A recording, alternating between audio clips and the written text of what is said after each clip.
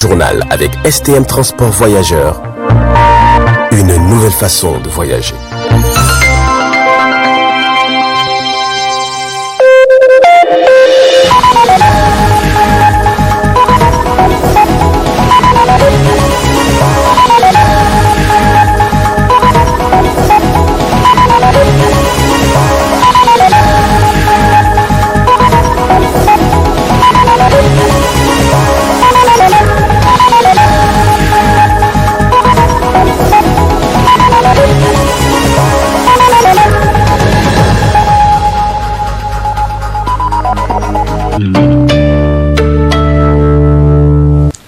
Ravi de vous retrouver sur le miroir de la femme. Messieurs, dames, bonsoir et bienvenue à cette édition d'information du soir que j'ai l'honneur de vous présenter. Cela dit, à l'Assemblée nationale, les parlementaires ont procédé hier à l'adoption de la loi portant deuxième rectification de la loi des finances de l'année budgétaire 2021. Après cette deuxième rectification, les parlementaires se sont prononcés à propos de cette loi. On les suit. Le projet de texte très important que nous avons aussi examiné concerne la deuxième rectification de la loi des finances 2020. La première rectification qui a eu lieu au mois de juin a déjà apporté le budget général de l'État de 2263 milliards à 2422 milliards. Et cette deuxième rectification a permis d'augmenter encore ce budget de près de 100 milliards pour le porter à 2514 milliards. Et les résultats aussi qui nous ont été présentés par le ministère des Finances au niveau des recettes générales de l'État ont montré des performances très importantes, notamment au niveau des recettes internes, qui ont présenté un taux de réalisation de 42% sur le premier semestre, ce qui est quand même un résultat extraordinaire compte tenu de la situation que vous connaissez. Pratiquement pendant 3 mois, les activités économiques étaient bloquées. Malgré tout, les recettes internes de l'État ont eu un taux de réalisation de 42% sur les 6 premiers mois. Et dans les 42% là, il faut noter donc les impôts pour lesquels on a réalisé un taux de 55%. C'est vraiment exceptionnel, on ne peut que s'en féliciter. Bon, ce budget comporte vraiment beaucoup d'anomalies. Je citerai par exemple la réduction ou l'annulation de plusieurs crédits, notamment dans les secteurs sociaux, dans le secteur de la santé, le secteur de l'éducation, le secteur de l'approvisionnement en eau potable. Par contre, la sécurité à elle seule du président de la République représente 46%. Vous voyez comment ce gouvernement-là est en train de gérer donc, les besoins du peuple nigérien, qu'ils méconnaissent. Ils disent qu'ils partent en profondeur dans le pays, mais en fait ils ne connaissent pas véritablement les véritables aspirations du peuple nigérien. Sinon, toutes leurs performances, c'est ériger des toboggans. Nous avons les inondations. Les Nigériens doivent être abrités. Mais ils font fi de tout cela. Ils ne font qu'à leur tête. Et ils continuent à endetter le Niger comme pas possible. C'est pourquoi nous avons demandé au ministre d'arrêter d'endetter le Niger. Parce qu'à force d'endetter, finalement, on ne serait plus crédible. Le Nigérien ne serait plus crédible à l'extérieur. Au lieu d'endetter, de continuer à endetter ce pays, il serait bon de faire pression de tous ces gens-là qui ont eu à détourner les fonds du ministère de la Défense nationale. Ils n'ont qu'à rembourser. Nous avons rejeté cette loi de finances rectificative parce que ça ne répond pas aux véritables aspirations du peuple nigérien. À l'occasion de la journée mondiale du cinéma africain célébrée le 12 octobre de chaque année, la Fédération panafricaine des cinéastes a organisé une rencontre au cours de laquelle des questions sur l'avenir du cinéma africain ont été abordées. Détails dans ce reportage du studio Kalangu. 12 octobre, c'est la journée mondiale du cinéma africain et c'est important qu'on fête cette journée d'abord parce que c'est une fête, le cinéma, et c'est important que symboliquement on commémore cette journée, qui est une date anniversaire de la création de la FEPACI en 1970. Je pense que c'est vraiment important que nos cinémas existent, que nous ayons notre point de vue et que nous montrions au monde qui nous sommes, et ce n'est pas aux autres de montrer qui on est, c'est à nous de montrer qui nous sommes. Donc les objectifs qu'on essaye d'atteindre, d'abord, le nerf de la guerre, c'est l'argent. Un film coûte très cher. Et c'est le seul art d'ailleurs qu'on achète avant de voir, parce que le film, il faut de l'argent avant le tournage. Donc la FEPACI travaille aussi bien au Niger qu'au niveau de l'Union africaine pour qu'on crée un fonds pour le cinéma. La FEPACI nous regroupe, c'est à l'intérieur de la FEPACI qu'on deviendra beaucoup plus fort au niveau continental. C'est ça le rôle des associations pour booster aussi la FEPACI avec retour sur investissement.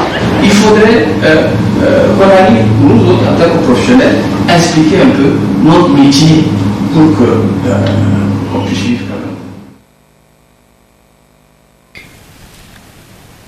Autre aspect de cette édition, les membres de la Fédération des syndicats nationaux d'auxiliaires de l'administration publique ont rendu public ce matin une déclaration dont je vous propose la teneur dans cet extrait.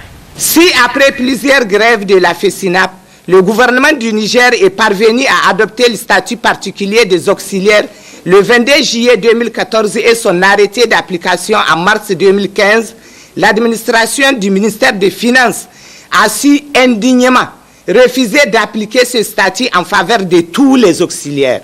Cela fait 60 ans que l'auxiliaire est au service de l'État du Niger, mais en réduit en esclave salarié.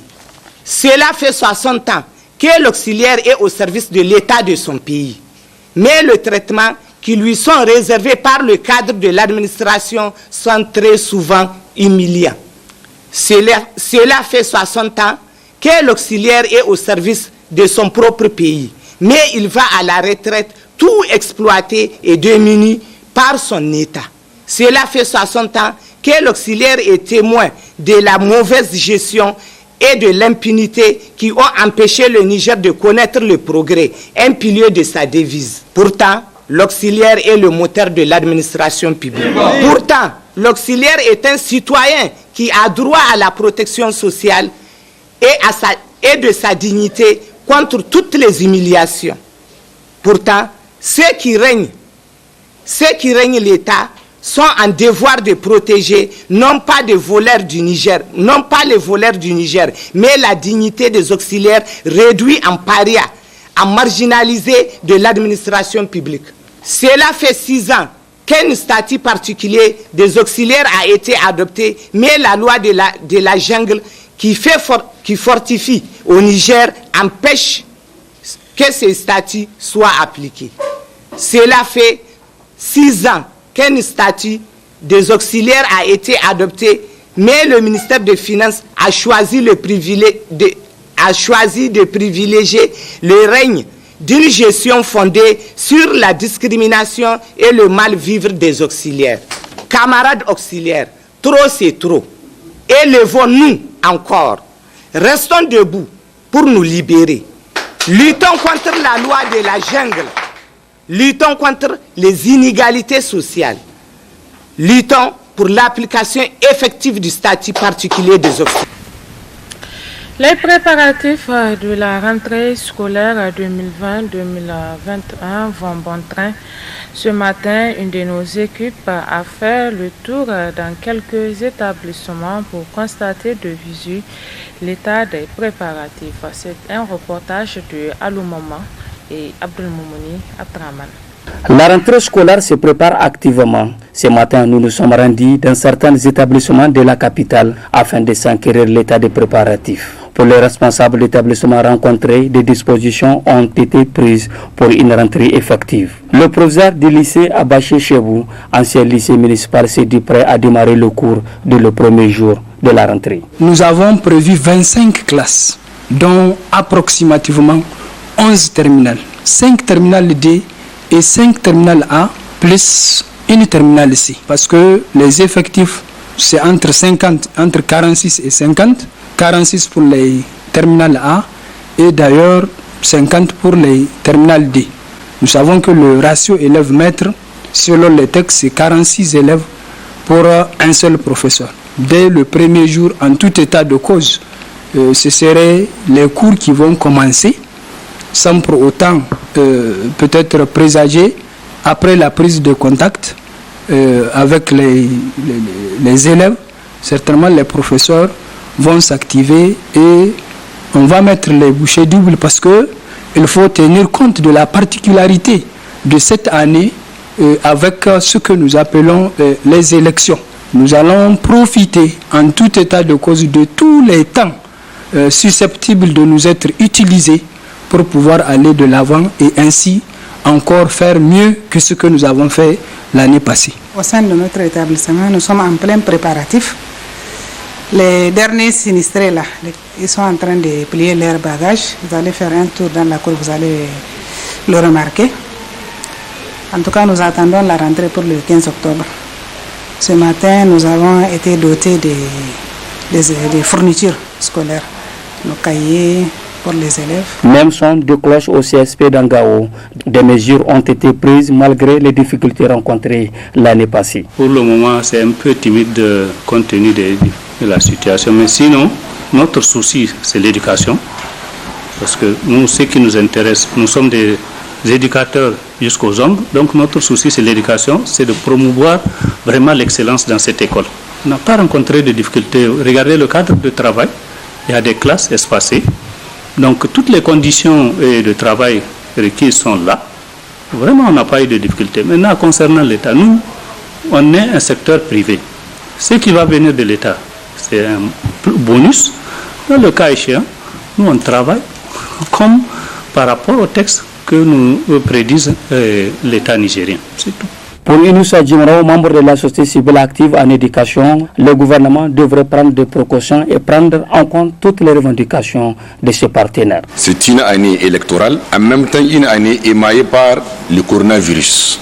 Donc, toute chose qui va détendre sur des éventuels problèmes qu'on peut avoir. Les mesures de distanciation et autres sont maintenues, surtout que l'état d'urgence sanitaire a été renouvelé. Deuxièmement, quelles sont les mesures d'accompagnement que les écoles vont bénéficier afin qu'elles fassent face à cette situation de coronavirus. Un troisième élément, c'est le problème des enseignants. Il y a un manque criard d'effectifs en matière d'enseignants au niveau des établissements, surtout des établissements scolaires, secondaires. Donc toutes ces situations cumulées, les enseignants sont là. Vous constatez très bien que ici, là où nous parlons, chaque enseignant a son tableau de service. La rentrée étant fixée, les classes physiquement sont fixées. Les élèves qui devraient être orientés ont été orientés et dispatchés de leur établissement d'origine. Maintenant, éventuellement, avec beaucoup de revendications que les syndicats vont poser, et que je crois que le ministère saurait anticiper pour appeler ses partenaires afin qu'ensemble, que les gens aient une vision commune par rapport à la rentrée scolaire et que l'objectif qui lui serait fixé puisse être atteint. Les autorités en charge du secteur de l'éducation devraient se servir de leçons tirées relativement aux grèves répétitives des organisations syndicales pour une rentrée scolaire effective 2020-2021. Le monde entier a célébré la journée internationale de la jeune fille le 11 octobre dernier. À cette occasion, l'UNICEF et ses partenaires ont réalisé un mini-film dédié au combat de la vie pour surmonter le Covid-19. Et ça serait la partie magazine de cette édition. Bonne réception.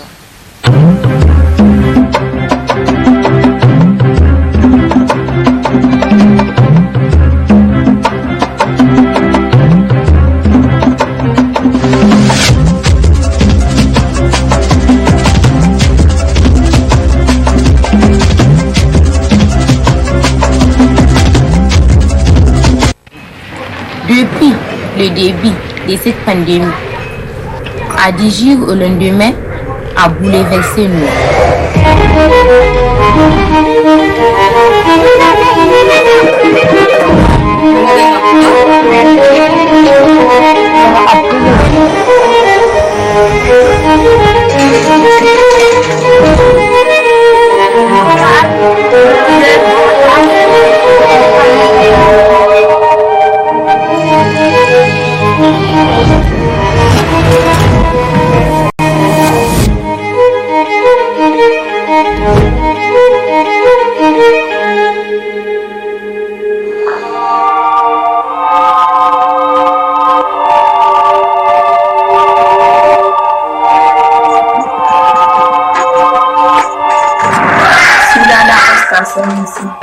Shekara ta 15 da haihuwa.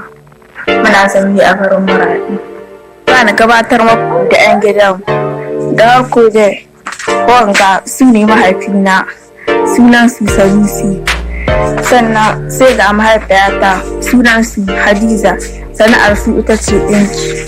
Nan waka unguwar wuri ɗaya ne ya burge ni inda muke. Ga wurin da muke yin wasa ni ne tare da abokaina a an jama'a.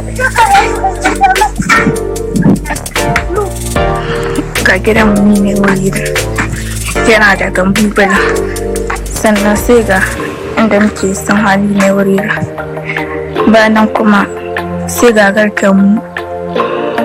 Babban cika su dauka ta ta'alluban kuru lafiyar sakawa shi ne na tsaye makaranta inda ƙasar mu ma ba ta shirya ba. Abin da ya ɗauka min da hankali shi ne karatu na, ko da yake yanzu ba a karatu ta riga ga cuta ta coronavirus, amma da haka nan dai muna ɗan tattaɓa muna binciken littattafai da dama.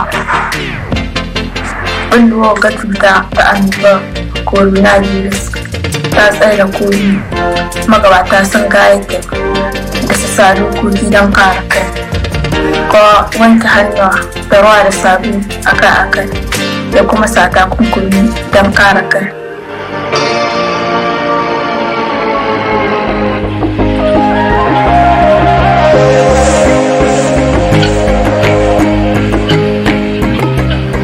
Depuis la fermeture des établissements scolaires publics et privés, nous les jeunes, nous sommes dans une situation très difficile. Mais j'apprends aussi mes cours à travers l'internet, sur le téléphone portable. À l'école, j'avais beaucoup de choses qui me manquent aujourd'hui. L'environnement, la compétition pour avoir la première place, l'explication des enseignants. En ce qui concerne la déscolarisation, Covid-19, si je peux le dire, pouvait avoir un impact négatif car le programme de cette année n'a pas été exécuté dans les temps. Personnellement, dans ma communauté, je connais plusieurs filles ayant été déscolarisées. Non pas parce qu'elles ne sont pas intelligentes, mais par la mauvaise exécution des programmes scolaires. Ce qui va les conduire à être données très tôt en mariage. Pour une d'entre elles, à l'âge de 16 ans, voire même pour d'autres.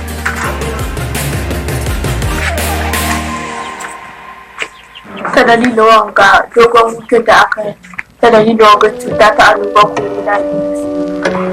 Wataƙila wasu 'yan mata na wata da kwal na dazuzzuka a masa aure ta dalilin tsawa da aka yi. A nan jihar ta Maradi ana yi ma 'ya mata tara da goma aure ka shekara 18. Kawai da na ba ku misali can ba akwai wata abokiyata wadda aka yi aure da shekara 14. Haihuwa ga hanyar da bata ƙunsa ba tana sa kawo matsaloli. Ma ka rike da burin an gana aure bayan na kammala karatu na gama komi nan da ina shekara 25 yana so in gana aure don in samu iyali kuma inda babana suke so na su ma su samu jikoki.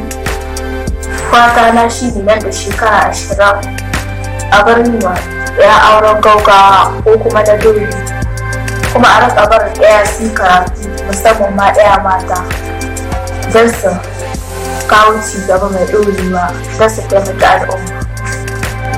Il est important que les filles aient les mêmes chances que les garçons. Nous avons les mêmes droits et nous avons notre manière de voir les choses et de faire les choses complémentaires et qui vont contribuer à construire le monde. Chaque fille a un potentiel. Il suffit seulement de nous faire confiance et nous laisser un espace pour réaliser. Je rêve que toutes les filles vont à l'école pour survivre leur scolarité dans un environnement sans violence, sans harcèlement. Battons pour nos droits et amenons le changement que nous voulons voir. Ne soyons pas spectateurs, mais plutôt acteurs de notre destin. Bana fata a ce wanga cuta ta sake karuwa cikin ƙasar don saboda karatun da muke da samu wuce aji na gaba. Bana fata a ce yana kada su katiran kuma da an sake koma a ce in sake wuta.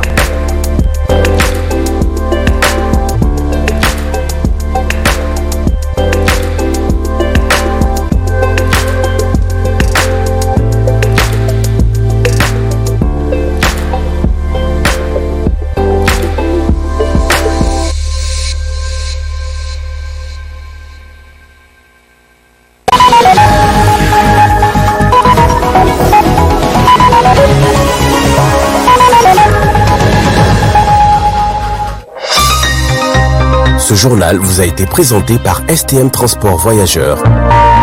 Une nouvelle façon de voyager.